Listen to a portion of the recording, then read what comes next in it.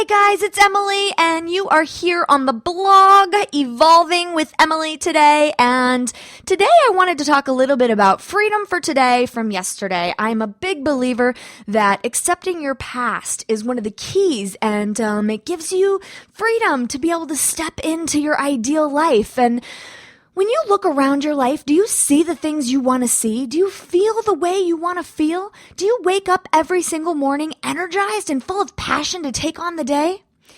If the answer is no, here are 5 things for you to consider. Number 1, have you examined your past? Most people don't take the time to evaluate where they have come from and how that is directly related to where they are and where they're going. It has such a tremendous impact on how you do what you do and can either catapult you or hold you into a place that makes you feel stuck.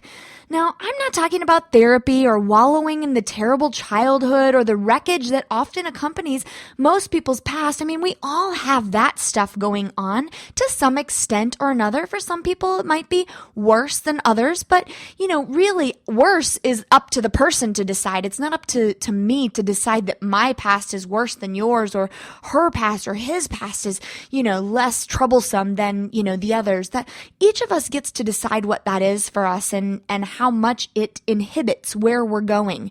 But I am talking about having a good, honest conversation with yourself about those things, really taking a long look in the mirror and identifying how those things are holding you back, if those things are holding you back. Sometimes we don't even realize how much of an impact our past is having on our present and on creating our future. So take a look at those things. The second thing is that, do you accept them? So evaluating them or kind of creating an awareness around that is just the first step. But then the second step in that is really accepting that. Can you speak about those things to people?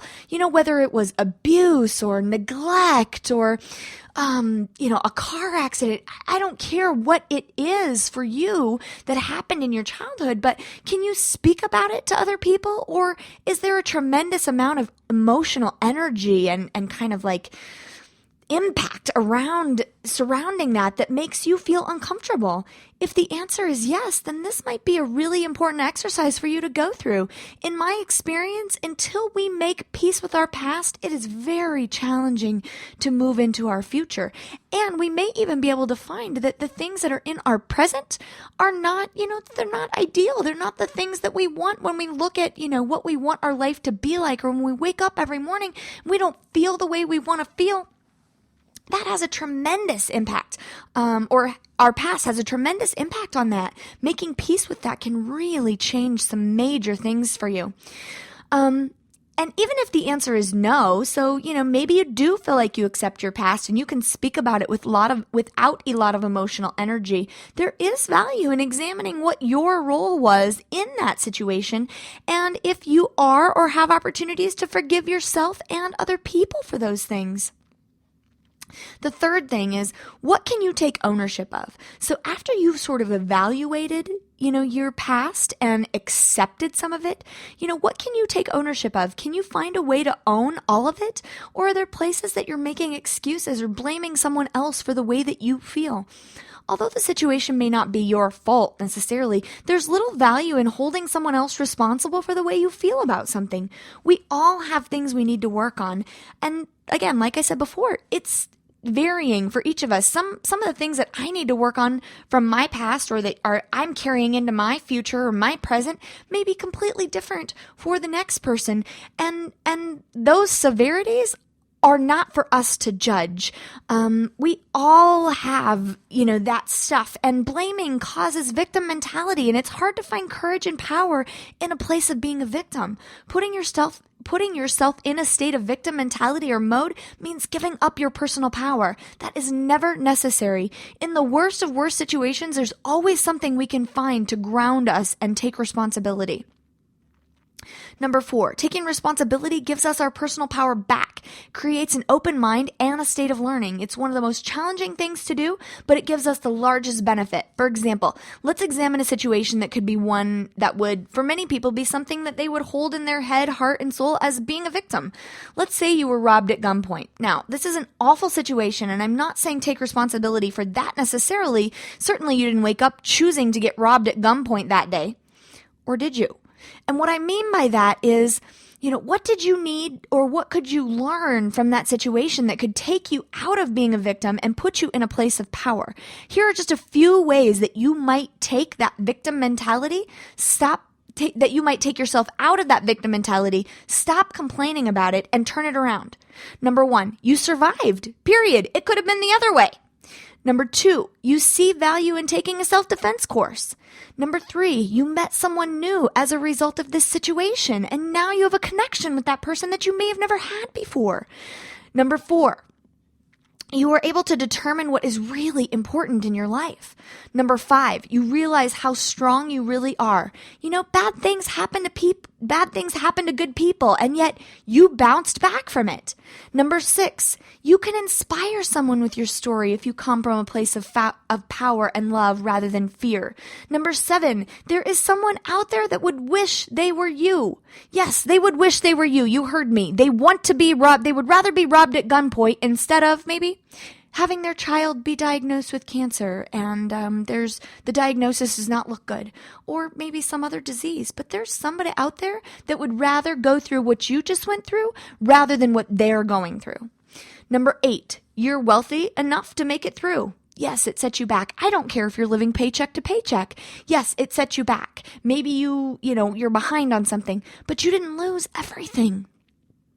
Number 9, you can find compassion for that robber. You can find a place in your heart to make an excuse for that person. I'm a big fan of, it doesn't matter the why, but if you make things up for them. For example, what if their child was dying and they needed that money to feed their child? Or, what if I don't know, there's a million reasons under the sun, and it doesn't make it right why people do the things they do. It's not for us to judge. It's an opportunity for us to find it in ourselves to forgive and let them deal with whatever karmic or spiritual consequences come from it. Work on you. Spend your energy on you, not on them. Number 10, you can heal from trauma and not allow it to take over your life and your attitude. There are much, much worse things that could happen to you in your life. So of those 10 things, those are just things that I came up with off the top of my head, that if I was robbed at gunpoint, there's a silver lining. I can find a silver lining in that situation. So the 5th thing, number 4 was taking responsibility and how that gives us our personal power.